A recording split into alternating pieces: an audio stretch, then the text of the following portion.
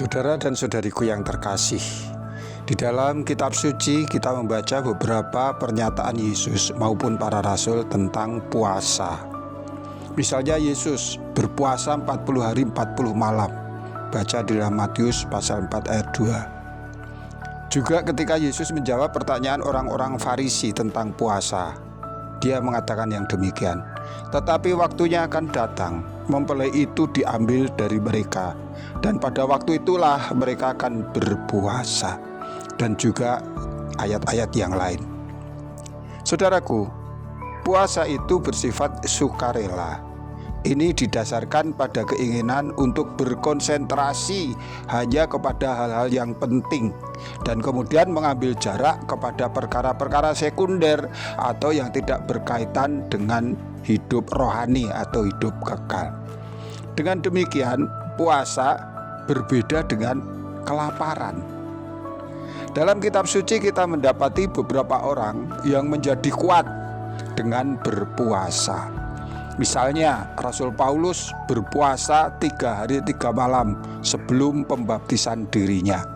Baca di dalam Kisah Para Rasul 9 ayat 9. Hana, seorang nabiah yang sudah lanjut usia, ia setia beribadah dan berpuasa, berdoa siang dan malam untuk dapat berjumpa dengan Mesias, yaitu Kristus Tuhan. Dan banyak ayat yang lain lagi. Saudaraku, berpuasa juga bermakna pertobatan. Ini adalah jalan masuk kepada tingkatan hidup yang lebih tinggi, yaitu hidup dengan hati yang dimurnikan bagi Allah. Ketika berpuasa, orang memilih untuk tidak makan dan tidak minum atas dasar keinginan untuk menjadi lebih dekat kepada Tuhan. Jadi sama sekali tidak ada paksaan, dan juga ini tidak diwajibkan. Saat berpuasa, kita meneliti semua yang ada dalam diri kita, bukan apa yang ada di luar kita, apalagi yang bukan milik kita.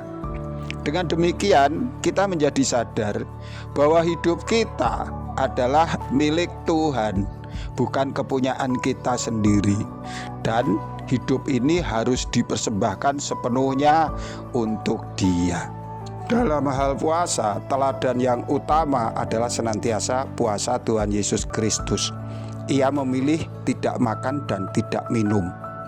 Ia tidak mengeluh ditempatkan dalam situasi yang sulit di padang gurun yang tandus, dan ia tidak patah semangat menghadapi pencobaan iblis yang bertubi-tubi. Jadi berpuasalah, tapi jangan karena diperintah, bukan karena diwajibkan, bukan karena mencari pujian atau menginginkan sesuatu yang bersifat duniawi. Tapi puasa yang sesungguhnya adalah untuk lebih mendekatkan diri kepada Tuhan dan memperoleh apa yang menjadi perkenan hatinya. Tuhan memberkati kita. Sampai jumpa. Amin.